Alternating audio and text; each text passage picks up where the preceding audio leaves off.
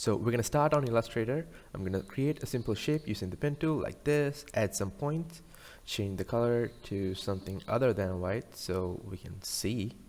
Now go to File, Save As, and from the Save As type, make sure you select SVG, and the file name, of course, you can name whatever you want.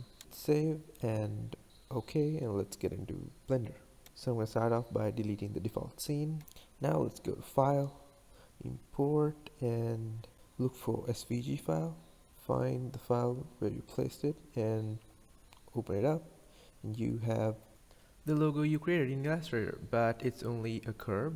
So we are going to press F3 and type convert and select mesh from curve, and we have a mesh now. Now we can go to object, set origin to geometry, and get the period point to the center of the object, and also we can press Shift S and grab selection to cursor and get the logo to the middle of our grid. We're going to rotate it 90 degrees in the x-axis and move it up a bit, and also select everything and extrude with E.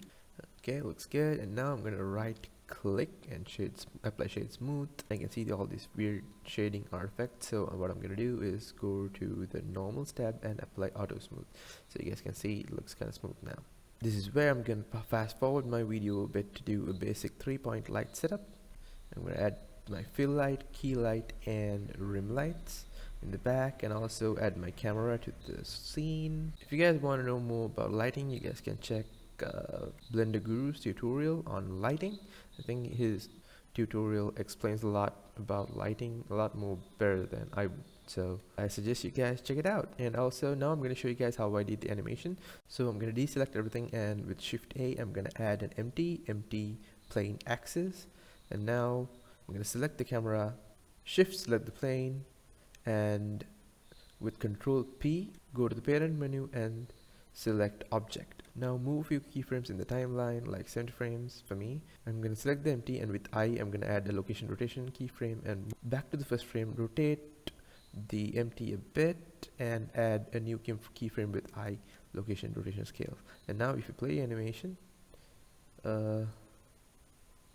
or you can add a few cool rotations as well, like just add a keyframe in the first animation. Now if you play the animation, you guys can have a simple animation. So that's an easy way for you guys to create a logo animation in Blender, like one of the basic stuff you guys can do. So yeah, see you in the next one. Bye. And I'm also planning to make a lot of cool stuff in the future, so make sure you guys subscribe. See you next one.